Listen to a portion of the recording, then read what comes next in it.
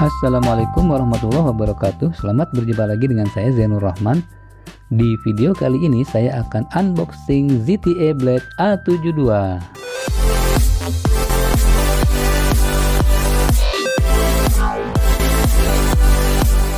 Oke, selamat berjumpa lagi teman-teman semuanya. Semoga baik-baik saja ya. Nah, kali ini di hadapan kita sudah ada HP murah. Ini ya mereknya ZTE Blade A72 ya. Nah, kebetulan HP ini aku dapatkan hanya 800 ribuan saja ya di marketplace. Nanti aku share ke teman-teman link pembeliannya ya. Oke, kalau gitu kita buka dulu atau kita unboxing dulu paket ZTE Blade A72 ini.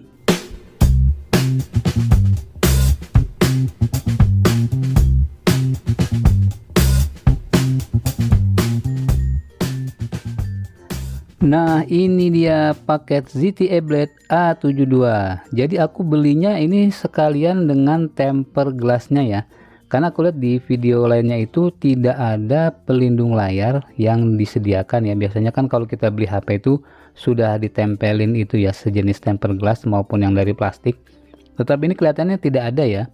Memang untuk layarnya lumayan bagus, tetapi untuk keamanan sebaiknya kita membeli paket tambahannya, yaitu paket temper glass ya.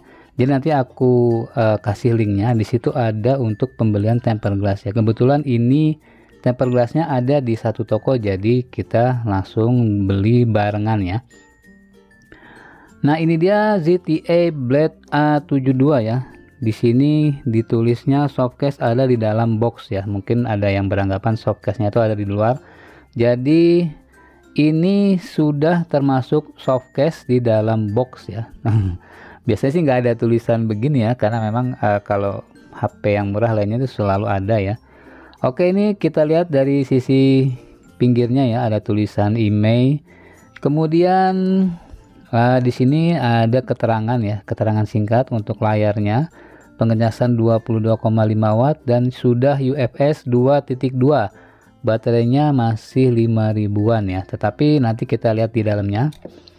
Oke, di bagian belakangnya ini polos aja, nggak ada tulisan ya. Nah, samping bawahnya juga nggak ada tulisan. Jadi tulisannya ini cuman 4 point selling yang ada di sebelah kanan ya di sini. Oh ya, ini baterainya 5000 lebih ya, tapi katanya sih ini 6000 mAh. Nanti kita coba lihat melalui aplikasi. Oke, kalau gitu kita buka dulu boxnya. Untuk teman-teman yang baru mampir ke channel ini, silahkan ditekan dulu tombol subscribe-nya dan jangan lupa tekan tombol loncengnya ya. Oke, ini boxnya sudah terbuka, jadi memang agak susah ya kita ngangkatnya tadi, seret banget ya. Kalau yang biasa aku unboxing itu kan gampang ya, ini agak susah, agak padat, tetapi memang ini solid banget ya. Kalau kita pegang boxnya ini lumayan berat. Selain berat dia solid ya, jadi kelihatannya ini kuat banget. Jadi kalau dikirim ke luar kota ini sangat aman ya, karena dia solid dan kuat, jadi HP-nya aman. Kebetulan posisi HP juga agak di tengah ya, agak ke bawah, jadi aman dalam pengiriman untuk jarak jauh. Oke, untuk box yang pertama di sini kita dapatkan ada SIM ejector yang bentuknya unik banget ya, ini kayak obat nyamuk ya. Lalu di bawahnya ada kertas kartu garansi ya, atau di sini ada alamat untuk service centernya ya. Nah, di sini kalau teman-teman hendak menyervis HP ini ya, jadi di sini ada garansi setahun dari ZTE Indonesia. Tinggal lihat alamatnya yang ada di sini.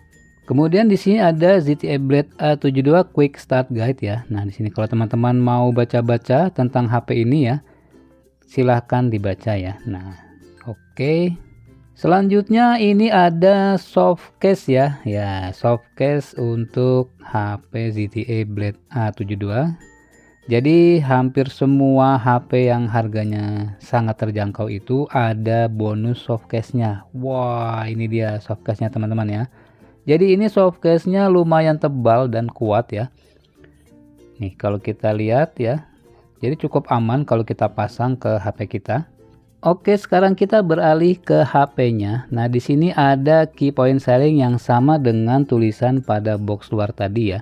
Jadi di sini ada keterangan baterai, charger, memorinya serta ukuran bentang layarnya 6,745 ya atau HD+. Nah, ini dia HP-nya ya. Waduh, ini keren banget ya. Wow, aku jadi inget waktu unboxing Infinix Hot 10 dulu ya. Jadi HP ini dibuat di Indonesia ya, ZTE ini. Oke, kita lanjutkan untuk membuka box yang ada di bawah HP-nya ya. Jadi ternyata di sini ada dua box yang terpisah. Nah, kalau di paket pembelian yang lain tuh biasanya kan nggak pakai box lagi. Jadi sini ada dua. Nah, box yang pertama ini isinya charger HP-nya. Wah, ini chargernya bentuknya agak mirip ya dengan Infinix. Tetapi ini lebih berat ya, dan wattnya ini agak unik ya untuk output powernya. Yang pertama yaitu 5 volt 3 ampere atau 15 watt, kedua 9 volt 2 ampere 18 watt, ketiga 12 volt 1,5 ampere 18 watt, dan yang keempat adalah 10 volt 2,25 ampere atau 22,5 watt ya. Jadi untuk teman-teman yang memiliki HP dengan watt 18 watt itu, dengan output 18 watt bisa menggunakan charger ini ya, seperti Infinix Hot 10 itu 18 watt bisa pakai charger ZTE Blade A72. Oke, kita lanjutkan untuk box yang kedua, dan di sini kita lihat sepertinya ini headset ya. Nah, biasanya kalau memang di HP-HP yang terjangkau dulu banyak yang memberi headset, tetapi sekarang sudah mulai jarang yang ngasih headset ya. Tapi ini HP masih ada bonus headsetnya nih. Wah, lumayan ya. Memang mungkin suaranya nggak sebagus kalau headset merek lain ya, tetapi untuk bonus lumayan banget ya. Oke, kita lanjutkan untuk membuka bagian bawahnya ya. Jadi di bawah headset ini masih ada bagian yang bisa kita buka, dan isinya adalah kabel Type-C ya. Nah, di sini kabel Type-C-nya ini kalau kita lihat dari bentuk atau dari ketebalan kabelnya ini sepertinya sudah support untuk 3 ampere ya. Jadi kawan-kawan bisa menggunakan kabel ini ya. Kalau untuk fast charging ini sudah sangat mumpuni ya, karena tebal ya. Ini sudah support 3 ampere lebih biasanya kalau ketebalan seperti ini ya. Oke, kita kembali ke HP-nya yang tadi kita sudah lihat bagian luarnya. Sekarang kita akan buka untuk kemasan plastik penutupnya ya teman-teman ya. Oke, nah ini dia HP ZTE-nya. Wah, ini warnanya bagus banget ya. Kalau dilihat dari housing kameranya ini mirip Infinix Hot 10 yang pernah aku unboxing dulu ya. Sedangkan untuk back covernya ini ada seperti apa ya, garis-garis ya. Jadi kalau kita pegang ini bukan hanya gambar, tetapi ini ada garis yang agak masuk ke dalam gitu ya. Jadi ada motifnya. HP ini memiliki triple kamera. Yang pertama itu adalah 13 megapiksel autofocus, kemudian 2 megapiksel depth sensor, dan 2 megapiksel makro ya. Sedangkan untuk kamera selfie-nya itu 5 megapiksel ya. Jadi lumayan ya, cukup untuk kita gunakan sebagai alat fotografi ya. Oke, dari sisi bodinya ini terlihat cukup solid ya. Di sini ada tombol volume up and down. Di bawahnya ada fingerprint sensor ya, merangkap sebagai tombol power. Kemudian ada lubang untuk headset ya, di sampingnya ada lubang mic. Lalu ini slot untuk Type-C di sini. Kemudian ada lubang untuk speaker ya. Jadi speakernya ini mono. Di atasnya ada untuk SIM ya, slot SIM card. Lalu di atasnya lagi kosong. Untuk di bagian layarnya ini ya cukup halus ya, tetapi sayangnya tidak ada proteksi tambahan, jadi kita harus menggunakan tempered glass yang kita beli sendiri ya. Oh ya, untuk slot SIM cardnya di sini sudah triple slot ya, jadi teman-teman bisa menambahkan 2 SIM card dan 1 SD card ya di sini ya. Nah, sekarang aku akan memasangkan soft case-nya ya, karena mungkin teman-teman pengen tahu ya soft case-nya ini kalau dipasang seperti apa. Untuk tipe ZTE A72 mungkin soft case-nya belum banyak yang menjual di pasaran, jadi kita sebaiknya menggunakan soft case bawaan dari HP-nya. Memang ada yang menjual ya, tetapi belum sebanyak merek lain. Tetapi untuk bawaannya ini sudah cukup mumpuni ya, jadi kita bisa menggunakan soft case bawaannya. Pemasangannya sangat mudah, ini sangat presisi dan tebal ya. Jadi sangat aman untuk kita gunakan pada HP ZTE kita tanpa harus membeli soft case yang lain ya. Oke, kalau begitu kita nyalakan dahulu HP-nya ya. Dan proses awal ini agak lama memang ya, jangan khawatir. Memang prosesnya lumayan lama ya, sekitar beberapa menit, ditunggu aja sampai selesai. Tetapi nanti kalau sudah selesai, itu kalau kita restart lagi, itu tidak selama waktu pertama kali kita nyalakan. Jadi tidak perlu khawatir pada saat pertama kali menyalakan itu, kok lama banget, itu nggak masalah ya. Itu proses dia menyiapkan HP-nya. Nah, ini dia tampilan awal dari HP ZTE A72 ya. Jadi di sini layarnya ini sangat jernih ya. Ini aku belum pasang tempered glassnya ya. Nanti kita pasang.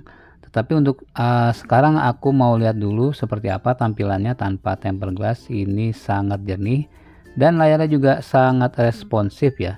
Ini kalau kita lihat untuk menu-menunya di sini.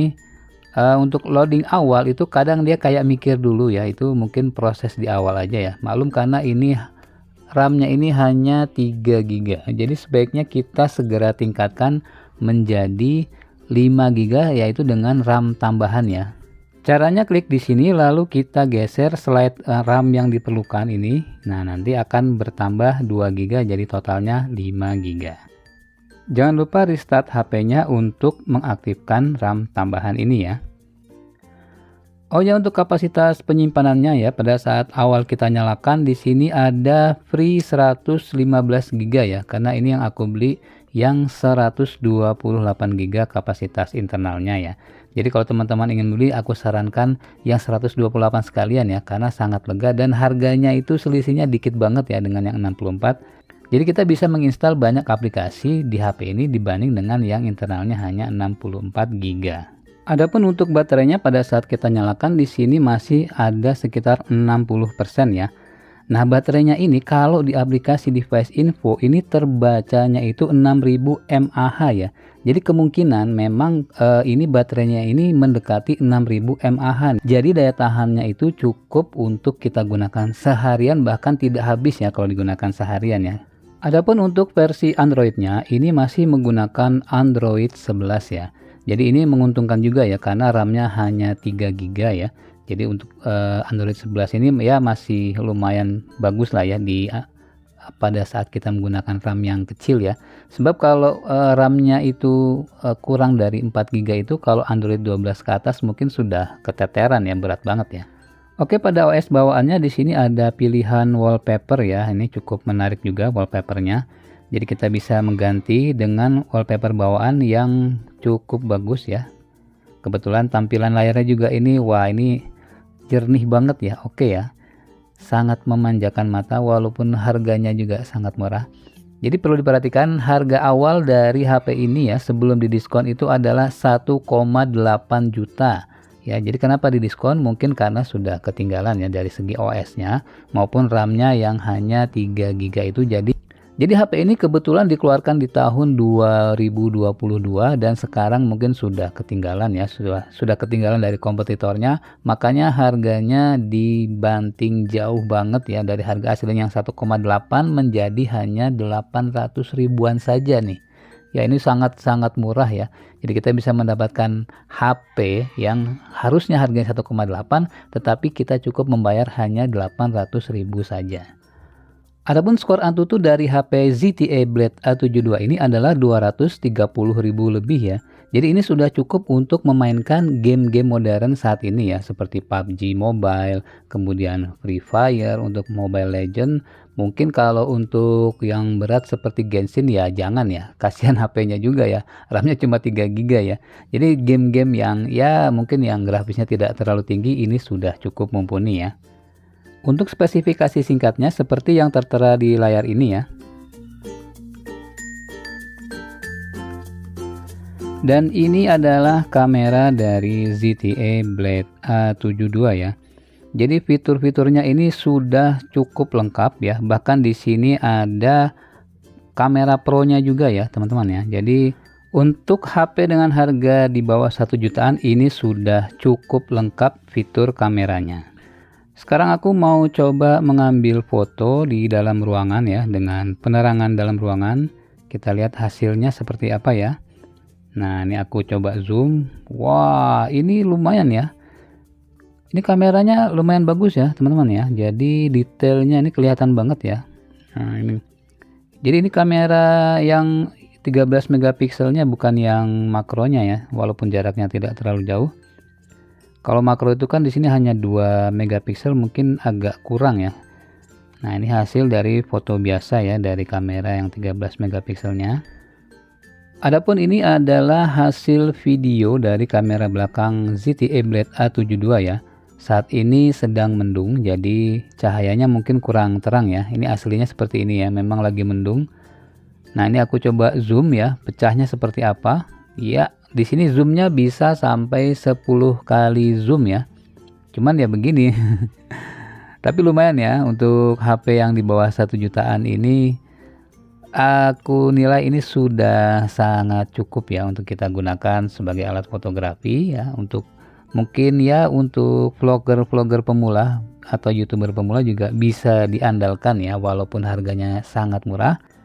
Jadi kesimpulannya, HP ZTE Blade A72 ini sangat worth it ya. Untuk harga 800.000 ini sangat worth it. Jadi aku sarankan untuk teman-teman yang budgetnya sangat terbatas ya, terutama yang budgetnya itu di bawah 1 juta, aku sarankan untuk membeli HP ZTE Blade A72. Nanti untuk link pembeliannya aku coba taruh di deskripsi maupun di kolom komentar ya. Jika ada pertanyaan silahkan ditulis di kolom komentar. Sampai berjumpa di video selanjutnya. Assalamualaikum warahmatullahi wabarakatuh.